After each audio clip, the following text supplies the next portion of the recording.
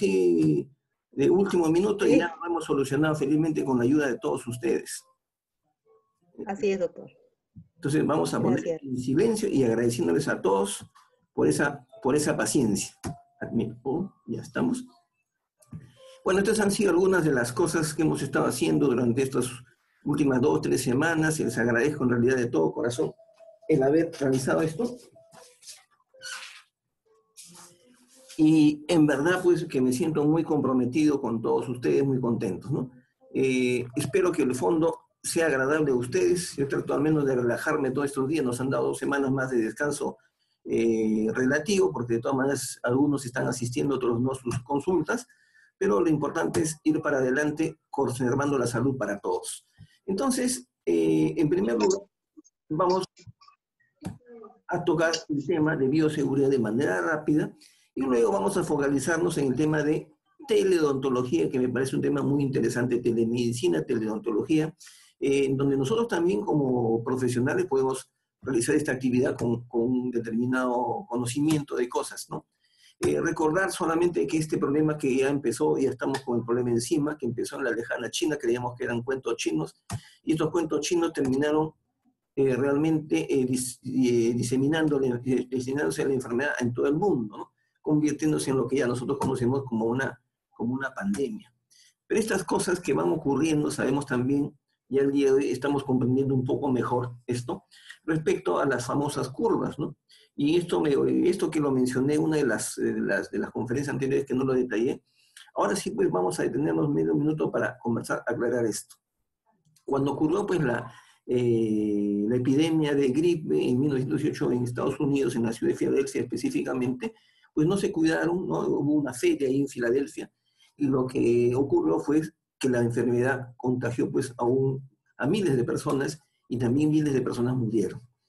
A las pocas semanas, o casi en mitad de la epidemia, ocurrió el mismo problema en la ciudad de San Luis, donde sí tuvieron ese cuidado. Entonces, de aquí parten, ¿no? De aquí parten las 2 técnicas o las 2 formas de enfrentar este problema de las epidemias, ¿no? Uno es mediante el aislamiento, que parte de la lógica de la cuarentena del siglo XIV, ¿no? Que se utilizó con mucho éxito durante la peste negra, la epidemia de la peste negra. Y en la otra, ¿no? Que consiste pues, en aislar a las personas un tiempo determinado para evitar que éstas estén en contacto y se contagien, ¿no? Y la otra, ¿no? Que no es nueva tampoco, pero que ha sido inicialmente dejada de lado, ¿no? Fue tomada en todo caso por los países escandinavos, ¿no? Que tienen un nivel socioeconómico diferente al de muchas partes del mundo, en donde han utilizado más bien la técnica o la estrategia, sería, por darle un nombre, la estrategia de la inmunización colectiva, ¿no? ¿Y en qué consiste la inmunización colectiva? Consiste en esperar, como toda enfermedad, como todo lo que está en la naturaleza, todo va ascendiendo, va subiendo. Luego, los mecanismos de autorregulación ecológicos en general, es un concepto ecológico y medioambiental, tienden a lograr la inmunidad de los infectados, ¿no? De tal forma que esta enfermedad deja de ser letal, deja de ser tan grave desde el punto de vista epidemiológico, y finalmente va desapareciendo por sus propios mecanismos de autorregulación, ¿no? Eso es lo que la naturaleza nos dice. Pero como los seres humanos tenemos una cierta facilidad para modificar algunas cosas, sobre todo en los últimos siglos, a veces para bien, a veces para mal, a veces con buenas intenciones, porque nadie lo hace con mala intención, es el principio de no maledicencia, que también vamos a conversar. Lo cierto es que en esta segunda técnica, en esta segunda estrategia, perdón, de la inmunización colectiva, llega un punto, dicen los investigadores especialistas, que aproximadamente cuando el 60-70% de la población logra la inmunidad, la enfermedad deja de diseminarse y deja de producir los daños o las muertes, digamos, que nadie espera, ¿no? Si nosotros analizamos de manera con detenimiento esta curva en la ciudad de Filadelfia, nos damos cuenta que la cantidad de muertes fue inmensa.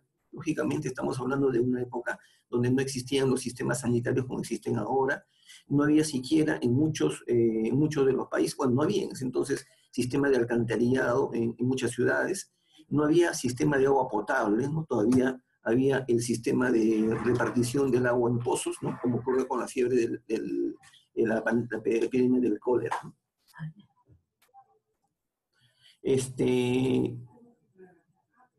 Entonces, eso fue parte de la historia, ¿no? Y así como vino la enfermedad con una magnitud pues, impactante, en la misma medida, ojo, en la misma medida, las medidas que se tomaron en San Luis nos hacen ver lo que ha ocurrido aquí en el Perú, ¿no? En la mayoría de países de Latinoamérica y una parte de Europa. Es decir, utilizar los medios de aislamiento social para permitir no que no se produzca la enfermedad, porque la enfermedad se va a producir de todas maneras, sino básicamente que ésta no se disemine de una manera tan rápida, ¿no? Y que le permita a los sistemas de atención sanitaria, debe ser, es el que está en mi face, el que está en mi face, se marca en mi face. O que Eliana coloque el mismo número para que hagan clic, ella sabe. Entonces decíamos que al tomar la segunda estrategia, al tomar la estrategia de la inmunización colectiva, lo que se busca entonces es que la enfermedad caiga lo más rápido posible. En cambio, cuando se utiliza la estrategia utilizada en San Luis, hay menos riesgo, hay menos pacientes afectados en el mismo momento, existe menos muertes de personas en ese momento. Pero a la larga el problema es que la enfermedad se va prolongando más del tiempo necesario. Y una enfermedad como el COVID-19, que según los expertos debiera estar siendo controlada en el término de 30 a 40 días o 2 meses, ¿no? Como máximo, resulta pues que tendríamos que convivir posiblemente con esta enfermedad en el Perú por lo menos 1 a 2 años, ¿no? Nadie sabe a ciencia cierta cuál es el número mágico, cuánto va a ser el tiempo. De lo que sí están seguros los investigadores, los expertos, es que esto va a prolongar la estancia de esta enfermedad a los niveles que estamos viendo, independientemente de cuántos martillazos le den, ¿no? Eso para comprender un poco el problema. También recordar cómo se contagia este virus. Este gráfico está muy interesante. Tenemos el coronavirus y las espículas proteínas Spike, que son las del receptor H2, perdón, o EK2, que se encuentran no solamente en los pulmones, en el intestino delgado, sino también se encuentra en la lengua, se encuentra en la base de la lengua, se encuentra en el dorso de la lengua y se encuentra también en las zonas terminales de los conductos de las glándulas salivales mayores, ¿no?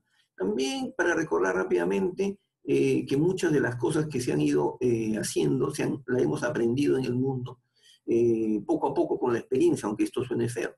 Y es que muchas de las cosas que están ocurriendo van cambiando semana a semana, día a día, y los investigadores realmente se han movido bastante rápido como para ir identificando primero quién fue el virus causal, después para establecer medidas de control general, y también para establecer medidas de bioseguridad, porque al final de cuentas las medidas de bioseguridad, ¿de dónde parten?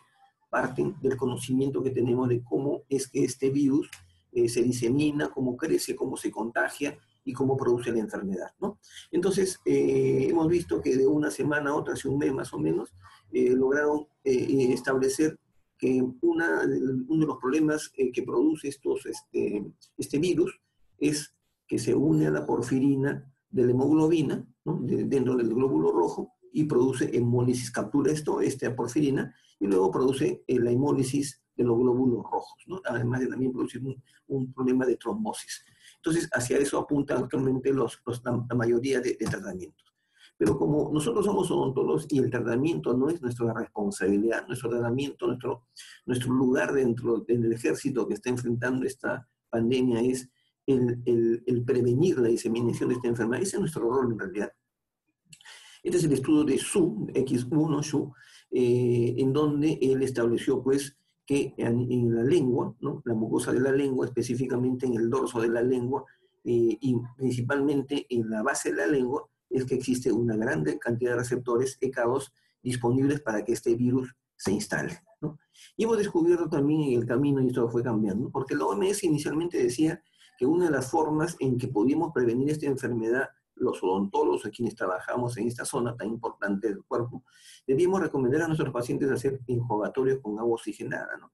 De pronto, cuando recién empezaba este problema de la pandemia, diríamos, que no importa qué tan desagradable sea, pues, el agua oxigenada, ¿no? Lo importante es que controle la enfermedad o que estudie ¿cómo se llama? Los virus a este nivel, ¿no? ¿Y por qué el agua oxigenada? Porque es un agente oxidante y las sustancias oxidantes van a producir una destrucción de la capa externa, o sea, lo que se llama la proteína envelope del cápside del virus, y por ese mecanismo es que se puede prevenir la introducción del virus a través de la boca, ¿no? Principalmente. Pero decía entonces que como hemos ido aprendiendo en el tiempo, comenzaron a recapitular primero algunos artículos relacionados con cetilpiridina y estudios posteriores también ya en el 2020, en el cual demostraron o han demostrado que el cetilpiridino es, además de ser una sustancia bactericida débil, además de ser un fungicida de mediana potencia, es un buen viricida, específicamente, ya se ha demostrado, no solamente contra el virus del ébola, contra el H1N1, sino también contra el COVID-19, ¿no? Desde ahí que este aporte de los investigadores, en este caso de Popkin, fue uno de los que primero llamó la atención en el año 2017, y otros estudios como el que se ve aquí, aunque está un poco borroso, este fue proporcionado por la doctora Vanessa Blanc, en una conferencia que dio en España, señalando, pues, mostrando en este caso que el cetilpiridino es también muy efectivo contra el virus del SARS-CoV-2, que es en realidad el nombre del virus que produce la enfermedad llamada COVID-19, porque el COVID-19 no es el nombre del virus, es el nombre de la enfermedad, ¿no? Y entonces también hicimos una recapitulación de cómo es que los protocolos que se desarrollaron en el mundo tenían como punto de partida lo que en ese momento era lo más adecuado. Y hemos ido cambiando, por ejemplo, ¿no? Por el hecho de que los pacientes que morían, por ejemplo, por COVID-19 ya no debían necesariamente de cremarse, ¿no? Los italianos demostraron que haciendo una autopsia de estos pacientes demostraron cuál era la verdadera causa de la muerte de los pacientes.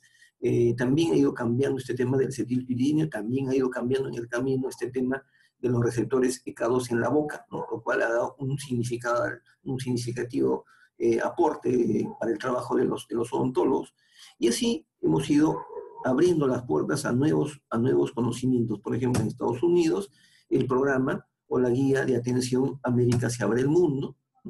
En otros países, en la Sociedad Francesa de Estomatología, que trabajando de la mano con el Ministerio de Salud, o sea que es en español, perdón, el Ministerio de Salud de Francia, han ido armando en el camino estos protocolos que nosotros ya lo estamos recibiendo de manera más ordenada. Eso también ha ido cambiando, ¿no? Eso no es estático. Este trabajo de Eiter, que más que el trabajo en sí, lo que estoy remarcando es Eiter, es un investigador árabe, ¿no?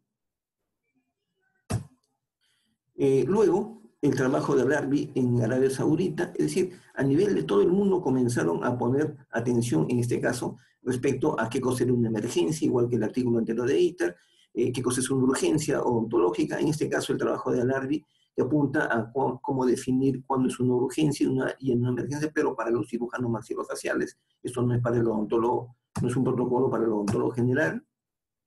Y esto lo hemos discutido en varias oportunidades. Luego los centros de control de enfermedades del mundo, ¿no? Desarrollaron una serie de parámetros, no hicieron ningún protocolo, simplemente llamaron la atención, en este caso sobre los procedimientos que generaban aerosoles, y ahí donde los odontólogos nos sentimos afectados directamente, ¿no? Fuimos donde nosotros nos hemos autosatanizado, nos hemos autoinculpado, ¿no? Y de pronto hemos sentido una responsabilidad como propagadores de esta enfermedad, cosa que no es cierto, ¿no?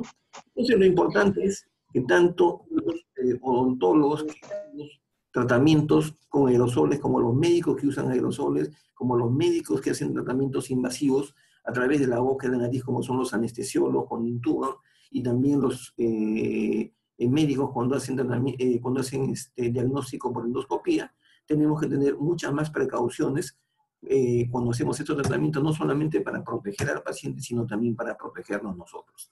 Después también el Consejo de Dentistas de España, que viene a ser algo así equivalente como el Colegio Odontológico del Perú, también sacó su protocolo y es uno de los más bonitos, uno de los más completos, ha sido tomado en cuenta por la mayoría de países latinoamericanos como referencia, ¿no?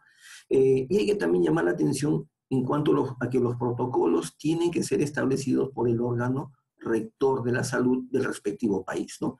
En este caso, el Consejo de Dentistas trabajó de la mano, obviamente, con el Ministerio de Salud de España, ¿no? O el equivalente, porque ella tiene otro nombre, no se llama Ministerio de Salud. Lo mismo ocurrió en Francia, lo mismo ocurrió en Alemania, lo mismo ocurrió en Estados Unidos también. En Estados Unidos lo que ocurrió es que la Asociación Dental Americana ha trabajado conjuntamente con el Estado americano para hacer todas sus recomendaciones y elaborar después una guía que es aterrizada bajo las, ¿cómo se dice? Bajo la lógica de cada país, porque no puede haber una guía mundial de esto, porque el COVID-19 se desarrolla, tiene sus particularidades en algunas regiones, y por eso que la OMS al parecer no ha visto conveniente hacer un protocolo mundial, sino bien dejar a que cada país o por cada región elaboren su propio protocolo, ¿no? De ahí también el aporte de este interrogatorio anamnésico para el paciente, que es un aporte del Consejo Dentista de España, ¿no? También hemos recibido de ellos aportes importantes de cómo tiene que desenvolverse el personal que trabaja con nosotros, cuáles son los protocolos de limpieza, los protocolos de desinfección, los protocolos de recepción al paciente, la forma como hacemos la revisión de los pacientes, cómo los aceptamos desde el momento en que piden su cita, porque hay toda una serie de requerimientos. ¿Qué tipo de mascarilla? Pues nosotros ya no usamos mascarilla, nosotros usamos respiradores, que es el N95, el KN95 o sus equivalentes, ¿no? Sea en Europa, en Estados Unidos, en China, etc. Entonces hemos ido avanzando, en realidad, con los protocolos y con todas las cosas de la mano con los nuevos aportes, con las nuevas investigaciones. También esto es muy importante ahora que vamos a hablar de telemedicina, porque aquí hay una responsabilidad legal, una responsabilidad ética y legal de quienes hagan la consulta hacia sus pacientes mediante este mecanismo, ¿no? Todo conlleva una responsabilidad, tampoco hay que asustarnos, ese es parte de nuestro trabajo. Por ejemplo, es un aporte de la Asociación Latinoamericana de Odontopediatría.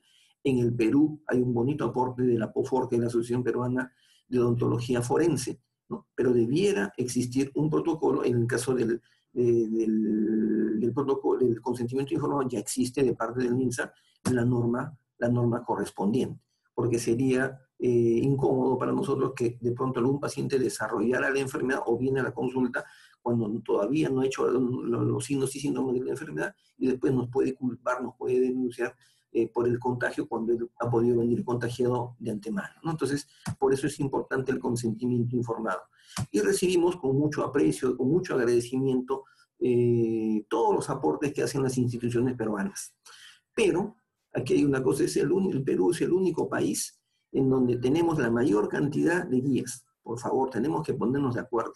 Tiene que haber una sola guía, y esa sola guía debe ser elaborada por el órgano rector de la salud en el Perú, que es el Ministerio de Salud, ¿no? Alguien me dirá, pero en Estados Unidos la Asociación Dental Americana da las normas, pero claro, es un país diferente, en donde lo que establece la Asociación Dental Americana, la famosa ADA, es respaldado al 100% por los órganos de salud, los órganos sanitarios de Estados Unidos, ¿no? Entonces, es un país diferente donde las instituciones cumplen un rol diferente, pero en este caso, en nuestro país, el órgano rector es el Ministerio de Salud, ¿no? Que incluso salió publicado en el peruano, pero en el peruano solamente son universales las normas que salen publicadas en la parte de normas legales. Tiene una parte de normas legales y tiene una parte de anuncios comerciales.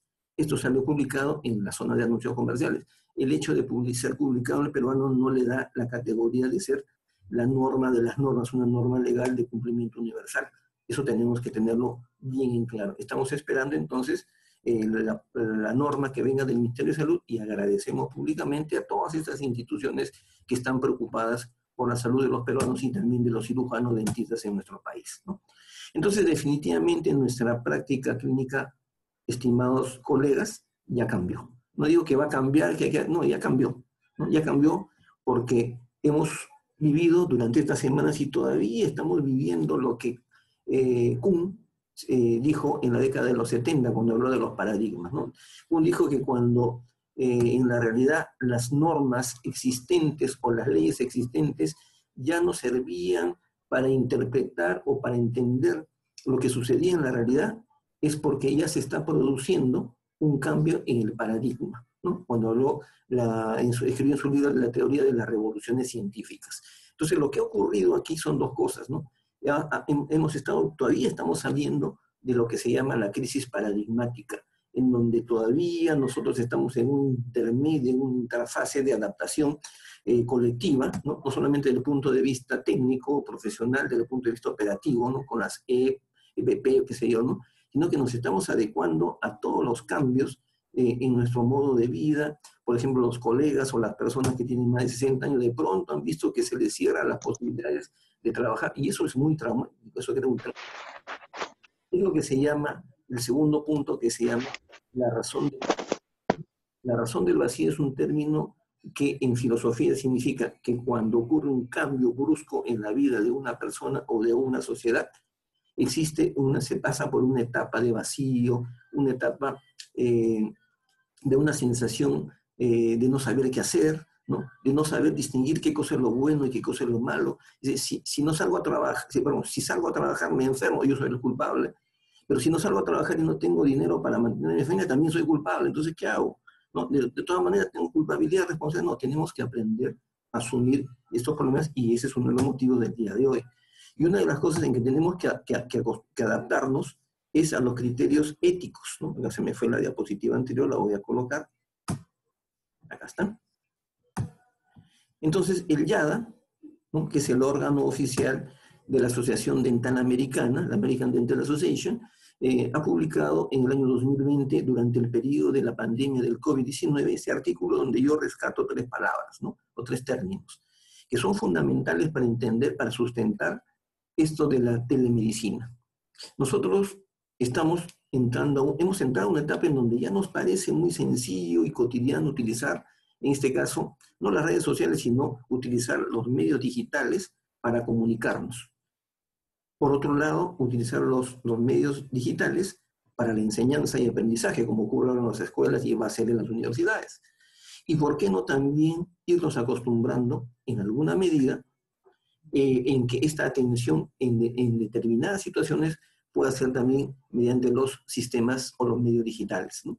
Entonces, lo que dijo la YADA hace pocos meses, hace un par de meses, fue que todo tratamiento que hagamos, toda acción que hagamos los profesionales, en este caso los odontólogos, tiene que sustentarse en tres principios, no se olviden.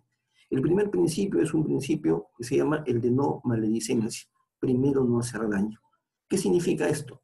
Que ningún profesional de la salud, ¿no? Cualquier persona, no profesional, cualquier persona que desarrolle actividades en beneficio de la salud de las personas, tiene ¿cómo se dice?, el deseo de hacer daño a una persona. Nadie tiene una persona para hacerle daño. Pueden haber complicaciones, puede haber errores, pueden haber una serie de cosas, ¿no? Pero en general, nosotros trabajamos bajo el principio de primero no hacer daño, que es un principio hipocrático, eso viene de la época de los griegos.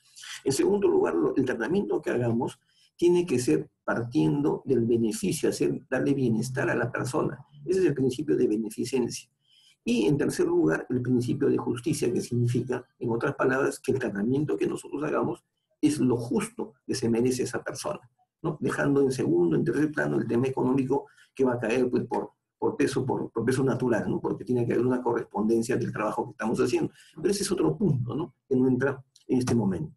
Entonces, el tema ético es muy importante, y acordamos también que una cosa es la ética y otra cosa es la moral, ¿no? Que suenen parecidos. La moral, ¿qué cosa es? La moral es las costumbres que tenemos las personas cuando vivimos en sociedad. Lo que es normal, lo que hacemos la mayoría, ese es lo moral. Y lo que no hace la mayoría y hace la minoría, ese es inmoral, ¿no? Un ejemplo muy simple. Si detenemos a un delincuente en el Perú y lo agarramos a latigazos, nos meten a la cárcel, nos denuncian, porque eso es un maltrato a la persona siendo aún delincuente, ¿no? Aunque sea delincuente, tiene derechos. Pero si eso mismo sucede en un país islámico que está bajo el comando del Al-Qaeda, lo más probable es que eso sea lo normal. Y está bien, y si no lo hacen, pues bueno, castigarán a quien no lo hace, ¿no?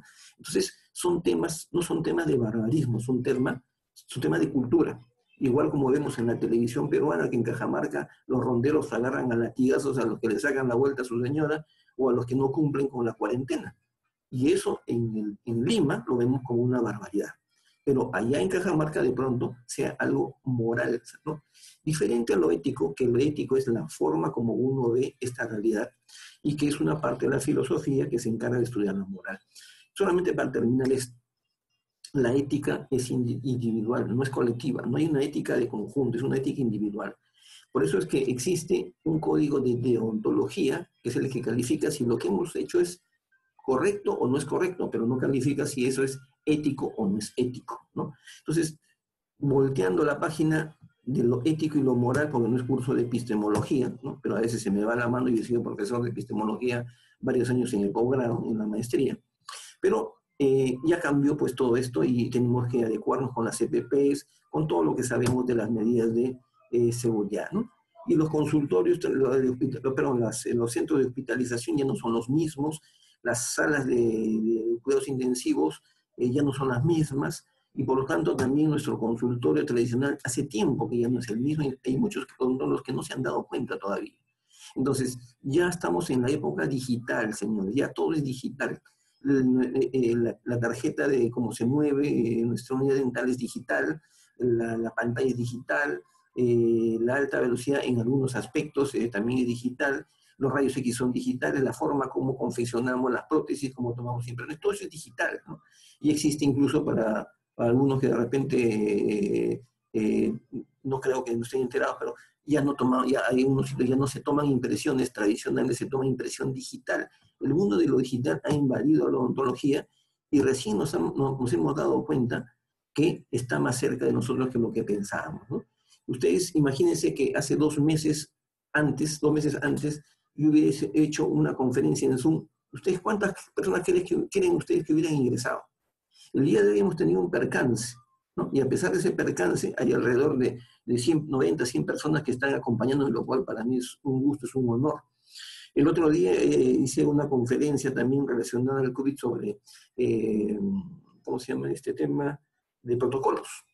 Y nuestra sala está preparada para recibir a 300 participantes y se quedaron afuera, ¿no? Entonces, ya el medio digital es algo cotidiano y es algo habitual.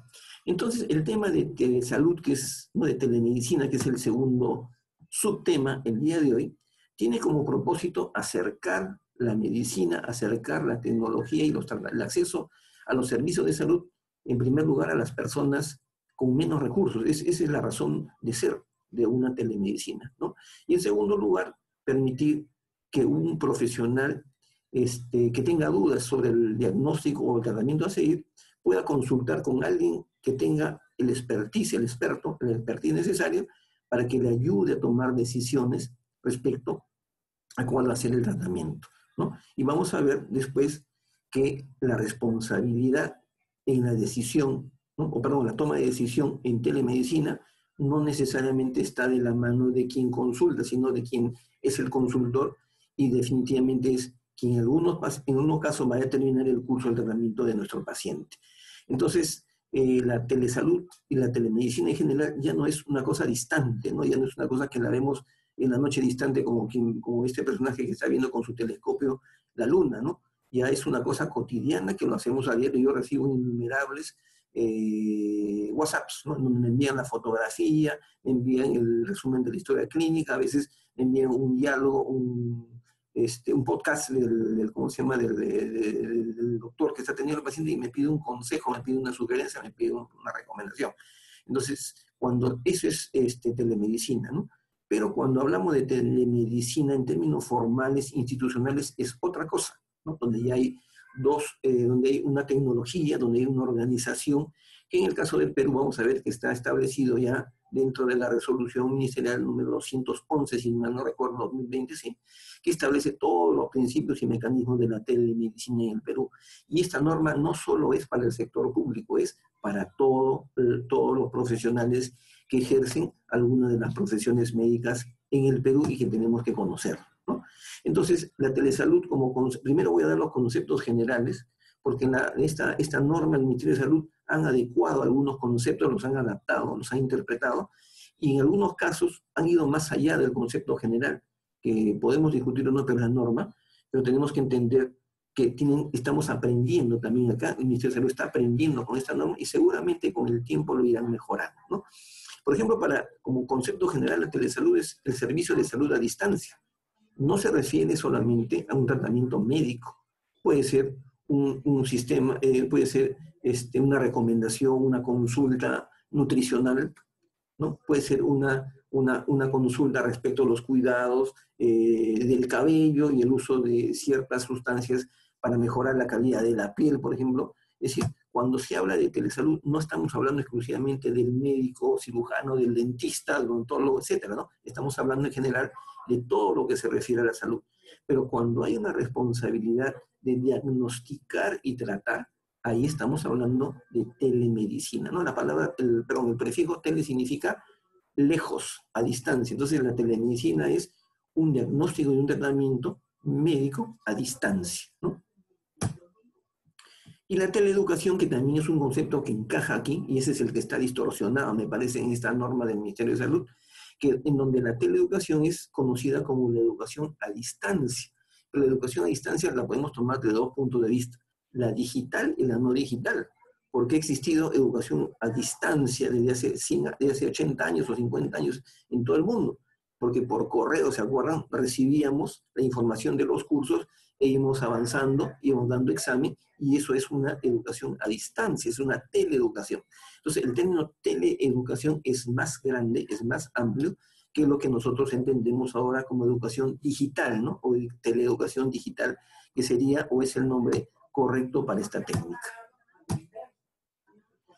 Pollock, ¿no? Y hace algún tiempo, ¿no? En el año, ese es Pollock del año 2020, ¿no? Describía a la telesalud como el uso de tecnología de la información, lo que se llama las TICs, o tecnología de información y computación, ¿no? Aplicadas en este caso a la medicina, al diagnóstico y al tratamiento de pacientes, ¿no? Es una forma de llevar la salud, el servicio de salud, acercar, perdón, el servicio de salud al paciente. Y la telemedicina, diferente a la telesalud, porque la telesalud hemos dicho que es un concepto muy amplio que va más allá de la participación de un profesional de la salud titulado, colegiado y con registros en los órganos correspondientes, ¿no? Entonces, queda claro que el término telesalud es diferente al de telemedicina, ¿no? Y si hablamos con más detalle de esto, vamos a ver los dos grandes usos, las grandes llaves, ¿no?, de la telemedicina. En primer lugar, se puede utilizar para investigación epidemiológica, ¿no? Yo les haría una analogía para entender de una manera más sencilla. Cuando hablamos de diagnóstico y tratamiento, ¿no?, si el ente que va a recibir el diagnóstico y el tratamiento es una persona, ¿no?, estamos hablando de un tratamiento directo donde el paciente es quien solicita o requiere del diagnóstico y el tratamiento. Y en epidemiología, el paciente no es una persona, sino es una sociedad, un grupo colectivo. Esa es quizás la diferencia, uno de los puntos de partida para establecer la diferencia. Entonces, en epidemiología, donde vemos las poblaciones, los grupos de sociedad, es importante utilizar la telemedicina para hacer el seguimiento de estos problemas, de estas enfermedades, y llegar quizá a casa, digamos, para hacer esos famosos cercos y llevar esa información de una manera digital para poder ayudar a las autoridades a que tomen las mejores decisiones. Y en el otro rubro que dice manejo de casos clínicos, está referido a varias técnicas, ¿no?, entre las cuales tenemos a la teleconsulta, ¿no?, tenemos a la teleeducación, donde tenemos al teletratamiento, y vamos a explicar cada uno de ellos. Entonces, entiéndase que la diferencia entre el manejo o el diagnóstico o el tratamiento de una persona es, en términos globales, similar al de una población en general cuando hablamos de la relación de objeto-sujeto, ¿no? Este trabajo de Al-Barak, ¿no?, este es árabe, hace una evaluación del conocimiento médico. Acá ya estamos tocando los hilos más sensibles de la medicina y de la odontología. Estamos tocando personas. Y permítanme hacerle una aclaración que todo esto, ¿no?, todo esto que estamos conversando, tiene una explicación desde el punto de vista científico. Uno de los objetivos de trabajo estuvo, dice, centrado en evaluar el conocimiento y la percepción de la telemedicina entre los médicos, ¿no? En este caso médicos cirujanos. ¿Y qué encontró Albarrach, ¿no? Vamos al lado derecho, que está es lo más importante, ¿no? Albarrach encontró, en principio, que el 49% de los médicos nunca usaron computadoras personales en sus hogares, ¿no? Se refiere a computadoras portátiles en sus hogares o laptops, pero sobre información médica. O sea, es decir, el 49.6% de los médicos se dedicaban a utilizar la computadora en su centro de trabajo, ¿no? O sea, cuando iban a su casa se olvidaban, ya cerramos la consulta, cerramos la atención y no tenemos que utilizar para nada, ¿no? Es decir, la mitad es bastante. Y dice que casi el 69% de los evaluados, ¿no?,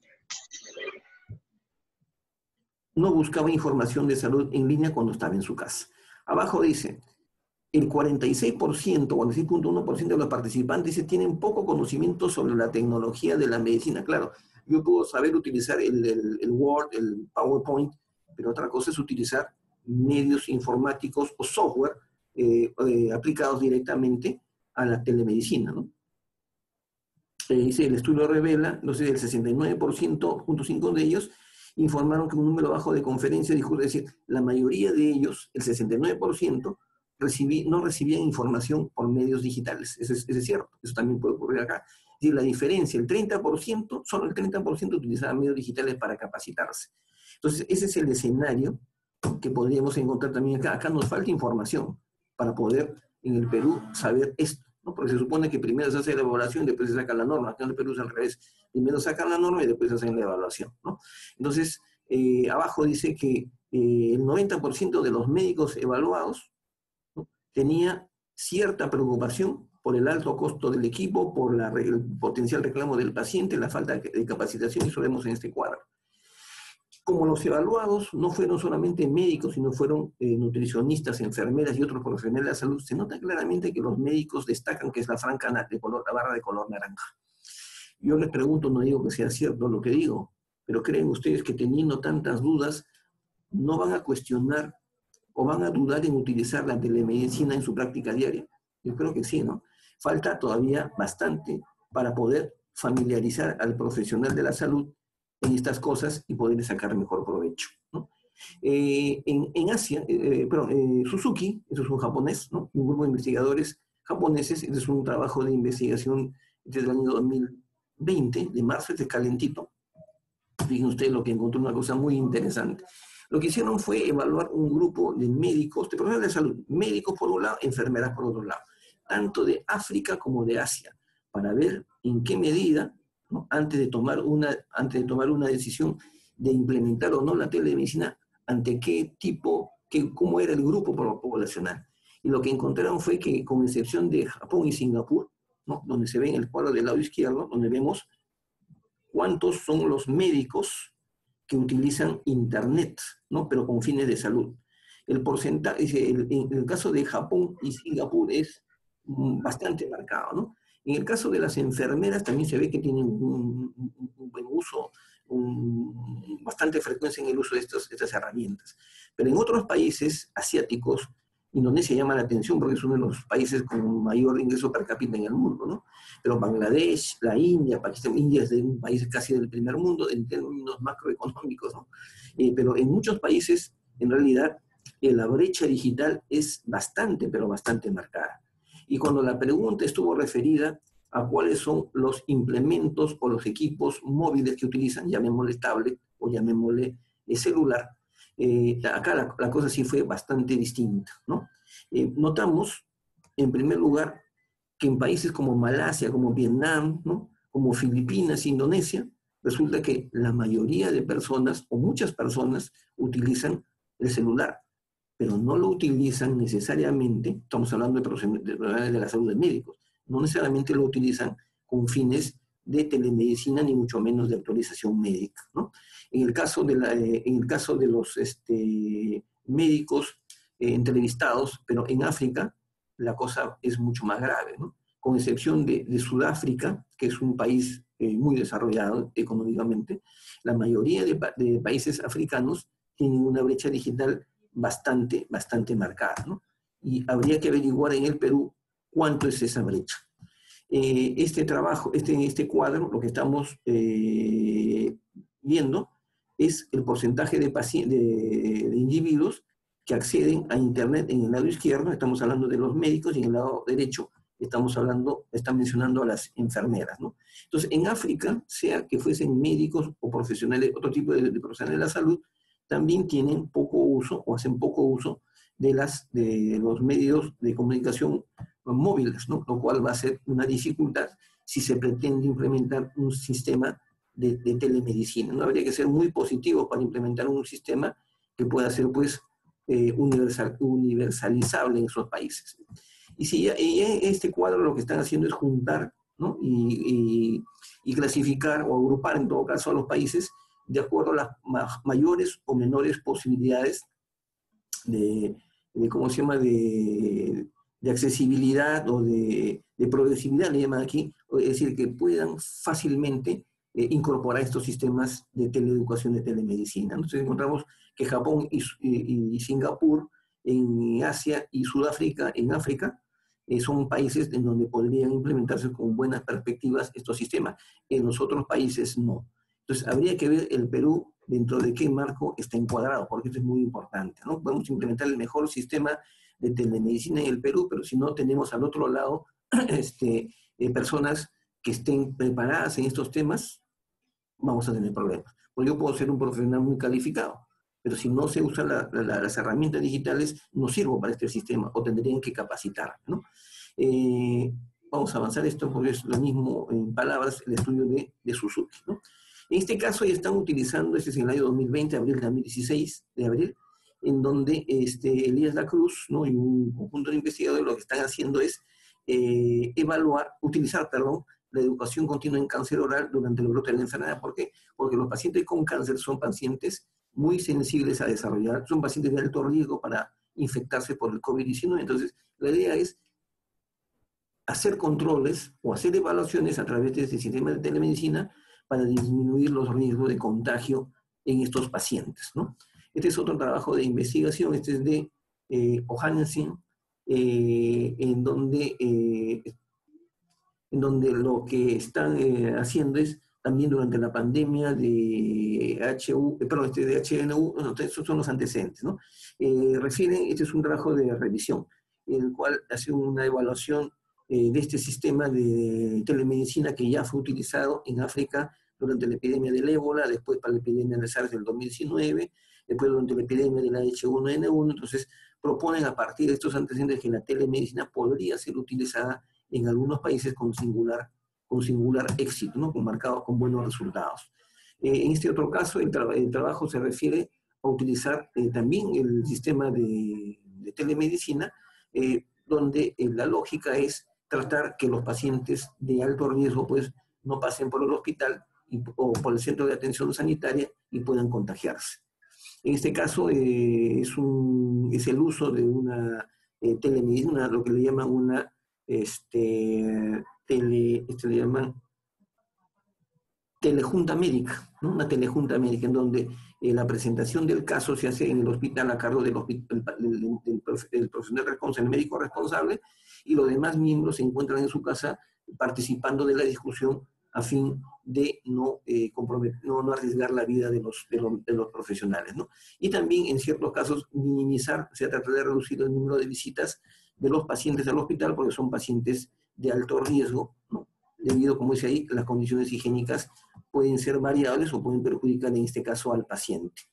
Entonces, en general, también es un trabajo en el que destaca el uso de las redes sociales en telemedicina, es decir, esto no es algo formal, pero lo hacemos de manera cotidiana. Tendríamos que regularlo en todo caso para no tener problemas legales, pero podemos recibir también información a través del WhatsApp, ¿no?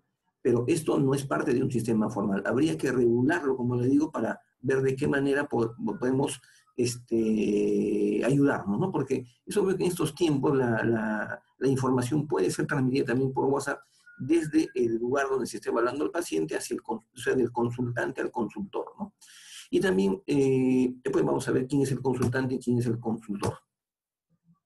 Aquí, de arriba, bueno, ese es un correo electrónico que acabo de recibir el día de hoy. Me están haciendo una consulta respecto a una posible comunicación bucosinusal. Yo le he dado una respuesta que no está ahí, obviamente, pero donde hay que tener mucho cuidado con lo que uno recomienda, ¿no? Porque en este caso el paciente está bastante lejos, está hablando de las Islas Canarias, ¿no? El otro paciente creo, me parece que es de Colombia, este paciente también es de México. Entonces podemos recibir información de diferentes partes del mundo y quien nos pide la información puede ser un paciente a quien yo no lo recomendaría a menos que solemos tener un sistema, o puede ser un profesional odontólogo como nosotros que comparte su información, que envía la fotografía, que envía la radiografía, que envía la tomografía, el resumen de la historia clínica y podríamos darle alguna orientación en ese caso, aunque en esa posición el consultor, ¿no?, que absuelve las preguntas, no necesariamente va a tener una responsabilidad directa, pero cuando se trata de un sistema formal, sí, ¿no? Esta es también una información que me acaban de mandar el día de ayer, ¿no?, donde me mandan un resumen de la historia clínica y también un podcast, o sea, una grabación de la voz del doctor donde describe al detalle la historia clínica del paciente. Eso yo lo tengo que guardar como respaldo. ¿Qué pasa? Solamente presionas acá para hablar y ya está. Adiós. Entonces son formas de telemedicina, son formas de teleconsulta y formas teleconsulta básicamente es, ¿no? Y la telemedicina también, ¿por qué no puede ser rentable, ¿no? En algunos países, en Estados Unidos y otros países del orden europeo, utilizan la telemedicina, o perdón, los pacientes que utilizan la telemedicina pagan su consulta, ¿no? No porque me hagan la consulta, no tengo que cobrar. Estamos ahorita los odontólogos saliendo a las redes sociales diciendo, bueno, ya se va a partir de la fecha, yo voy a cobrar consulta porque antes no cobraba consulta. Pero no podemos ahora sientan que deben cobrar la consulta porque es parte de su trabajo, es parte de su esfuerzo, su conocimiento, sino porque asumen porque ahora compran más equipos de bioseguridad, entonces tengo que cargar ese precio al paciente. Nosotros no cobramos consulta por los materiales que usamos, sino por los conocimientos que tenemos y que los transmitimos al paciente para cuidar su salud, ¿no? Ese es el concepto en realidad, ¿no? Entonces, hay países en los cuales los sistemas de telemedicina están asociados, por ejemplo, al Medicare en Estados Unidos, y el Medicare le reembolsa, ¿no?, le reembolsa al sistema de salud que ha brindado la atención, y en este caso también al médico que ha brindado la atención, el porcentaje o el monto, parte del monto que el paciente ha pagado por la consulta virtual, ¿no? Ese es un avance, una cosa interesante. Pero para poder establecer un sistema, por una cosa es que me llamen por teléfono y otra cosa es que hay un sistema, para que haya un sistema tiene que haber una estandarización de los procesos, tiene que haber una uniformidad de los procedimientos, quiere decir que tiene que haber tecnología a ambos lados. Yo no puedo implementar un servicio de telemedicina cuando tengo un centro de salud que no tiene ni siquiera línea telefónica, ni menos internet, y no puede estar utilizando la línea telefónica del médico, del celular del médico para enviar la información. Entonces, eso hay que tener en consideración. Tenemos que tener tecnología, tiene que haber un centro, ¿no? No estoy hablando de centro, bueno, ahí estamos hablando de centro físico, donde se centraliza la información, donde se guarda la información y donde existe un sistema de validación de esa información que se está dando, que se está procesando y que también se está almacenando, ¿no? Entonces, son algunas de las opciones, en el caso del Medicare, ¿no? Algunas opciones que tiene el paciente para utilizar el paciente y el médico también, porque no solamente puede consultar el paciente, también, como repito, el médico con el paciente en delante puede hacer la consulta telemática, en este caso al consultor que se encuentra en un lugar privilegiado, ¿no?, donde tiene toda la tecnología para poder recibir la información. Y del otro lado, no solamente es suficiente que tenga, por ejemplo, un celular, sino que tenga el equipo no necesario para hacer el examen y esa información tecnológicamente avanzada pueda servir para que el consultante pueda ayudarle a tomar la decisión.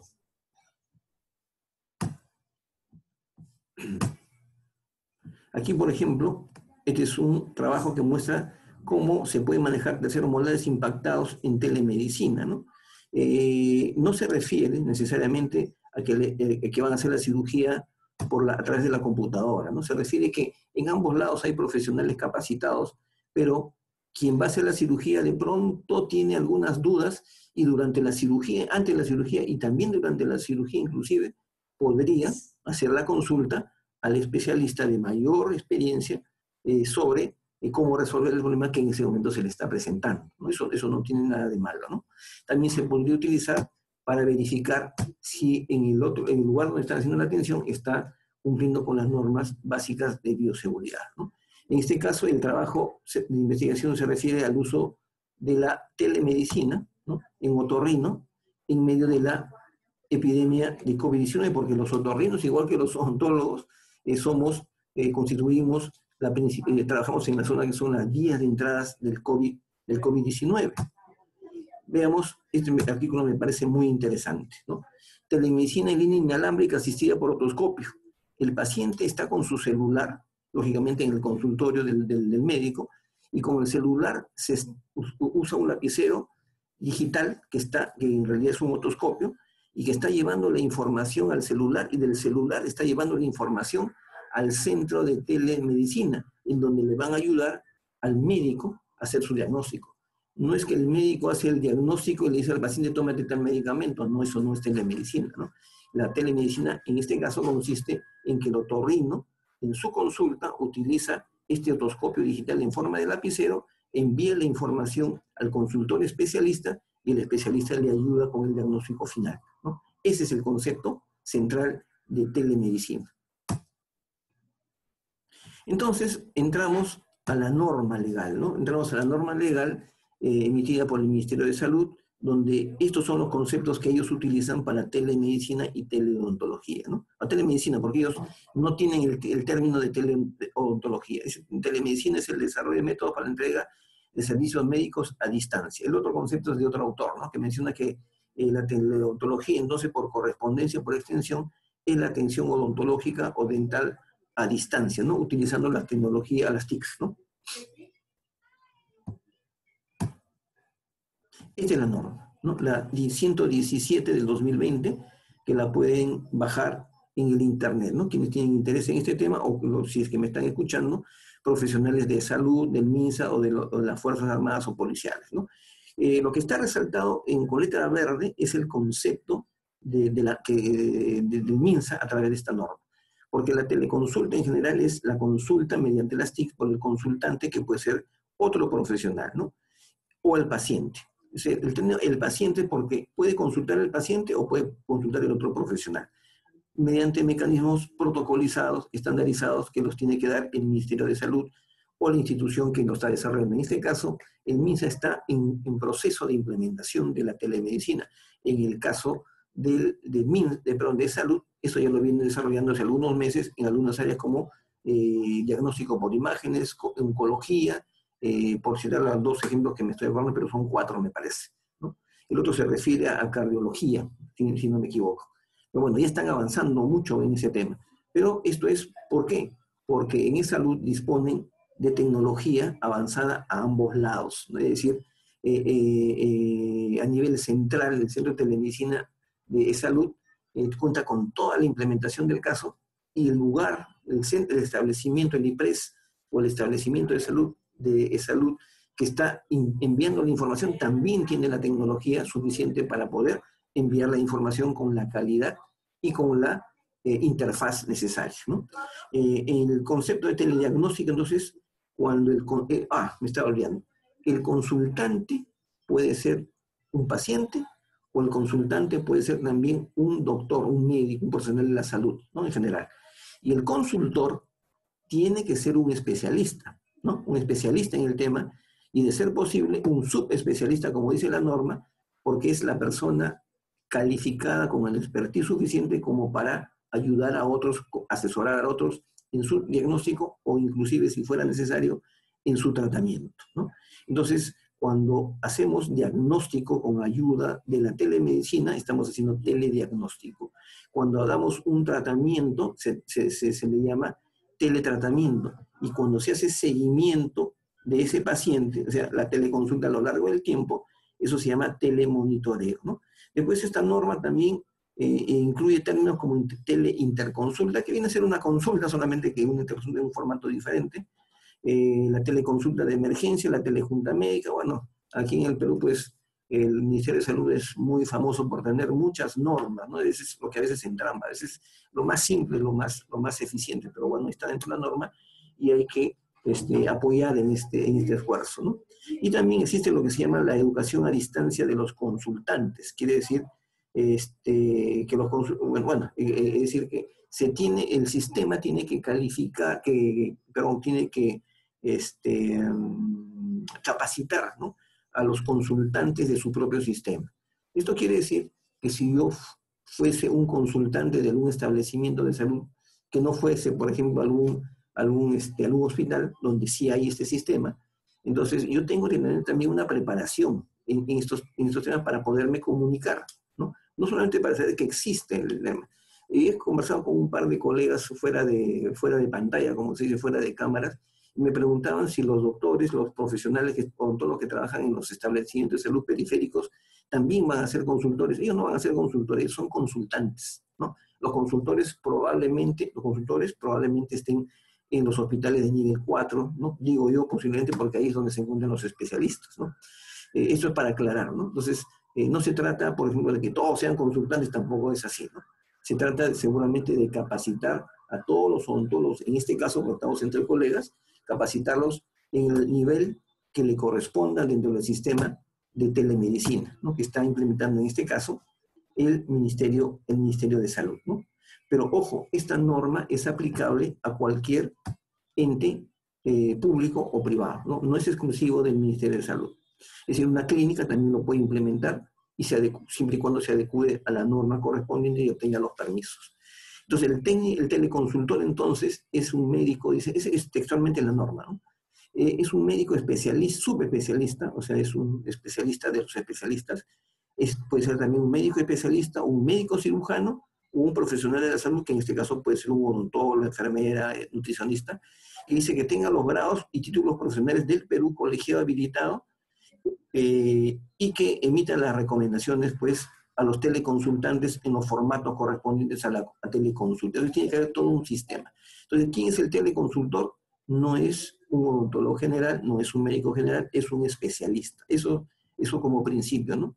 Entonces tienen que capacitar aquí a los especialistas para que sean buenos consultores, y tienen que capacitar a los odontólogos que no van a ser consultores, pero que van a utilizar el sistema para que le saquen el mejor provecho posible, y hay muchísima gente calificada odontólogo en esos sistemas, ¿no? Entonces, ¿en qué va a cambiar nuestra atención clínica una vez que ingrese de manera, con más fuerza, estos sistemas de telemedicina, ¿no? En general, bueno, hemos invertido en bioseguridad, eso lo tengo que sacar. Y hay que estar actualizado con el manejo de herramientas digitales, ¿no? ¿Esto qué significa? Tengo que ir más allá del Word, tengo que ir más allá del PPT, tengo que ir más allá del Zoom, ¿no? Entender, pues, que en general también las herramientas educativas, que no me he referido ahora porque tenemos que hablar toda una clase entera, tienen otros principios totalmente diferentes a lo que son, en lo que se usan en la educación presencial, ¿no? Para simplificar esto, antes que venga la pregunta, ¿cómo se diferencia, en qué se distingue básicamente una educación presencial de una educación digital, ¿no? La educación presencial es, imagínense que estamos ingresando, disculpen la comparación, estamos ingresando al Parque de las Leyendas. Todos conocemos el Parque de las Leyendas, lo que somos de Lima. Y sabemos que existen solamente dos caminos. O nos vamos a la derecha y visitamos a los animales de la sierra y después de la selva, y después salimos por el otro lado y llegamos donde se encuentran los animales de la costa. Y la otra entrada es exactamente al revés, entramos por la ruta de los animales de la costa, después a la selva y después de la sierra. Y no hay otra forma de visitar el zoológico. O entramos a la derecha o entramos a la izquierda. Así es la enseñanza presencial. O viene del profesor al alumno o va del alumno al profesor. En cambio, la enseñanza digital, ¿no?, la enseñanza que utiliza medios digitales, es exactamente igual a como cuando nosotros ingresamos a un supermercado. Igual a como cuando nosotros ingresamos a Saga, a Ripley, etc. Imagínense que dan la oferta del día, es el ¿cómo se llama? La oferta, ¿cómo le llaman? El cierrapuertas, ¿no? Entonces, no interesa por qué vas a ingresar, si ingresas por la puerta principal, por la puerta de atrás, por la puerta de derecha. Lo importante es llegar a donde tienes un interés, donde te interesa, donde está lo que a ti te gusta, lo que a ti te interesa, lo que tú quieres, el motivo por el cual has ingresado. Y tú puedes irte dentro de Saga o dentro del supermercado por el lugar que tú quieras. Lógicamente, en el camino vas a encontrar cosas muy interesantes. Eso se llama aprendizaje por descubrimiento. Y el hecho de ir buscando algo que te interesa o encontrar algo que realmente le da valor a lo que vas a aprender se llama aprendizaje significativo. Entonces, cuando uno va a un supermercado, es lo que uno tiene que encontrar como información en una enseñanza digital, en una enseñanza virtual. Si a mí me dan una enseñanza, una capacitación por Zoom, eso sigue siendo una enseñanza, una copia, ¿no? Una copia de la enseñanza presencial, solamente utilizando una computadora. Eso no es enseñanza virtual, por si acaso. Entonces tenemos que utilizar las herramientas de la manera adecuada. Tenemos que establecer lo que se llama una plataforma de información donde el dentista, en este caso, puede ingresar y encontrar información, buscar la información que le interesa, las normas, la forma de manejar el Internet, las herramientas de software que voy a utilizar, muchas cosas de diagnóstico, enfermedades principales, un montón de cosas, y yo voy a decidir, ojo, yo voy a decidir como usuario por dónde me voy a ir dentro de la plataforma. Yo voy a decidir la velocidad con la que voy. Yo quiero la oferta, yo quiero encontrar la oferta del día. Me voy corriendo a buscar esa oferta. Así igual de práctico es la enseñanza virtual. Es decir, la velocidad con la que se mueven los participantes va a depender del usuario, no va a depender de quién ha elaborado la enseñanza virtual, ¿no? Tenemos que también empezar a conocer en forma amplia las normas legales, ¿no? El tiempo me ha dado a mí la oportunidad o la necesidad de aprender mucho de normas, ¿no? Normas legales, pero todos tenemos que conocer las normas. No podemos estar esperando que alguien, un iluminado, algún gurú de la ontología nos diga qué cosa es lo que vamos a hacer. Lo que tenemos que hacer nosotros es conocer las normas, ¿no? Y aplicarlas correctamente. También para poder exigir lo que corresponde, cuáles son nuestros derechos. Y también, finalmente, adecuar nuestro trabajo clínico al nuevo paradigma de la medicina digital, ¿no? que tiene como herramienta a la telemedicina, ¿no? Entonces, como paradigma, la odontología digital ya es una realidad. Quien no se suba al carro se va a quedar, desgraciadamente. Los paradigmas son eso, simplemente es un tren que pasa por nuestra puerta y una de dos, o nos subimos al tren o el tren nos deja, y punto. Y si no estamos acordes con esta velocidad, con estas cosas, nosotros nos vamos a quedar independientemente de la edad que tengamos. Entonces, tenemos que ser claros y contundentes. Tenemos que adecuar todo nuestro trabajo clínico, no digo a la telemedicina, pero sí a las herramientas digitales que nos faciliten a nosotros la información para realizar una atención clínica de mucho mejor calidad, que de por sí ya es buena, seguramente, con toda seguridad, en la práctica que ustedes realizan, ¿no?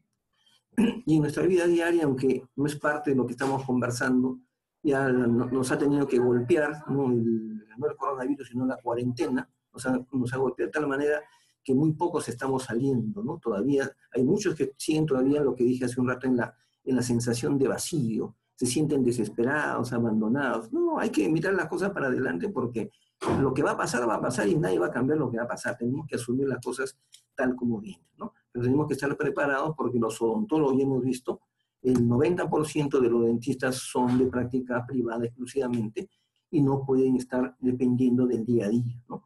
Tienen que tener una cuenta bancaria seguramente para el consultorio, otra para la familia, para estar preparados para estas contingencias, y cuando no hay estas contingencias, para darse la calidad de vida que que nos merecemos todos como profesionales de la salud, ¿no? Y algunas otras recomendaciones que ya se han dado en la vida diaria, ¿no? Es decir, ver oportunidades de negocio en otras áreas de la realidad. Hemos visto cómo muchos odontólogos, muchos amigos, muchos colegas están vendiendo cosas, están intercambiando cosas, están haciendo cosas que de repente ni siquiera se imaginaban anteriormente. Esto también es el mensaje, este es el mensaje común de todas las conferencias que estoy dictando, ¿no? En el tema de COVID-19, ¿no? ¿Por qué? Porque realmente yo les digo con toda certeza y con mucho cariño, felizmente ya estamos saliendo del túnel. Ya la luz está vista, solamente tenemos que caminar hacia ella, y hagamos lo que hagamos, tenemos que seguir esa luz, porque la luz es la luz de la verdad y no hay otra. y quienes sobrevivamos, ¿no? Yo creo que todos esperamos que sea el 100%, no, como dice acá, no van a ser los más fuertes, los más rápidos, los más ágiles, los más inteligentes, sino aquellos odontólogos que se adapten a los cambios que no se van a venir, sino que ya están. Bueno, hemos tenido la oportunidad de compartir hasta en 5 oportunidades temas que yo mismo me imaginaba hace 2 meses poder conversar y compartir, ¿no? Realmente es muchísima la información que tenemos, son distintos ángulos, distintos enfoques, y todos los días vemos conferencias, cursos sobre estos temas, y la mejor recomendación es siempre entrar a una conferencia con la mente abierta, porque siempre en cada tema, en cada conferencia, todos los profesionales que editan una conferencia tienen algún mensaje, tienen algo que darles, y ese algo tenemos que capturarlo en el momento, meterlo a nuestro bolsillo y aplicarlo para nuestra vida diaria. También, para los que no han tenido oportunidad de ver los cursos, las charlas anteriores, estas se encuentran todas en YouTube, se encuentran colgadas, y esta no va a ser la excepción, ¿no? También hemos desarrollado una herramienta que se llama Odontoflix, ¿no?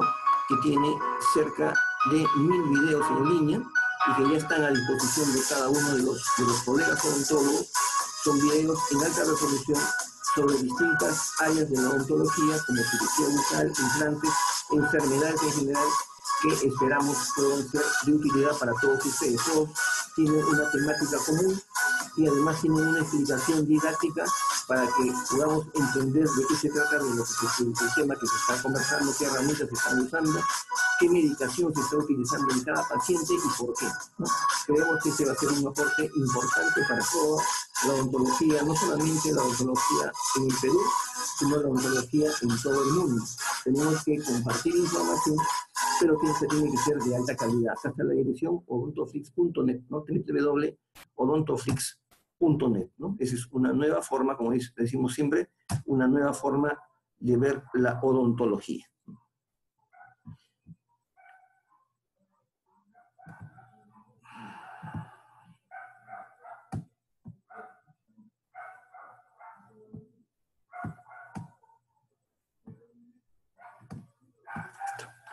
No sé si habría alguna pregunta que me coloquen ahí en el chat.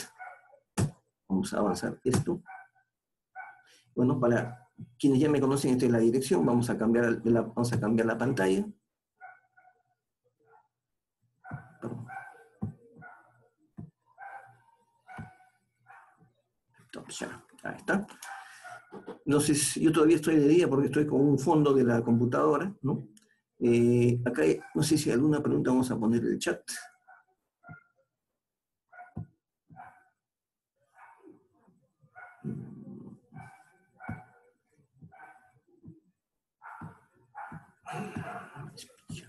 Chat.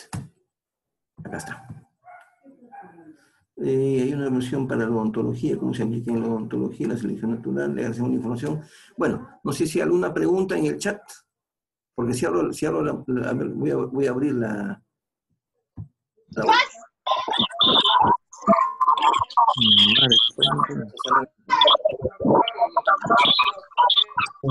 ¿Cómo lo hacen? Ahí está. Bueno, creo que el tema ha sido bastante interesante. Nos hemos mantenido todos dentro del casi uniforme, ¿no? Ha sido el número de participantes. Y realmente yo personalmente estoy sorprendido de tantas cosas nuevas que han ido apareciendo en estas semanas, y esta norma no es la excepción, ¿no? Y esta semana han comenzado, creo, algunas capacitaciones en el sistema de telemedicina. Siempre hay que atender a las sugerencias y esperamos pues que todo este sistema de telemedicina sea muy importante y se desarrolle en el Perú, y que todos nosotros los que estamos acá escuchando realmente nos hayamos subido ya al caballo de la tecnología, porque no hay otro camino, es el único camino posible. No existe otro camino más que utilizar la tecnología, y más en estos tiempos. Bueno, me queda más que todo de a Marcos, a Silvia, que la veo por ahí, a Alfredo, Gloria, a Jessy, acá, estoy viendo arriba, pero no dice el nombre de la autora, a Joyce y a todos ustedes, y ya ustedes, a Carolina también, ya saben ustedes que toda esta información va a ser colgada en las próximas horas en el YouTube, para que todos lo puedan replicar, lo puedan escuchar, lo puedan piratear. No hay ningún problema, es una cosa que hay que piratear, hay que difundirlas porque en realidad son temas que nos van a ayudar a todos a ir más adelante. Entonces, no me despido, que tengan muy buenas noches y que mañana... Hola, doctor, saludos a todas las mamitas. Mañana a todas las mamás, exacto, Carlitos, a todas las mamás que están aquí. Y a las futuras mamás. Gracias, doctor, gracias por todo. Saludos a todas las mamitas Saludos también, a a tu todas mami. las colegas, Saludos, mamás. madres. Saludos. Gracias, doctor. Hasta luego. A las mamis. Alfredo, a tu mamita, a tu mamacita también. Igualito. Etcétera, etcétera, Carlitos. Nos vemos. Engrían a sus esposas, engrían. Sí, de seguro. Ya está zancochándose las papas ya para mí. Por ese cambio el fondo atrás, para que no se note. Feliz día. Gracias, doctor. Chao, Carlos. Nos vemos. Hasta luego, chao.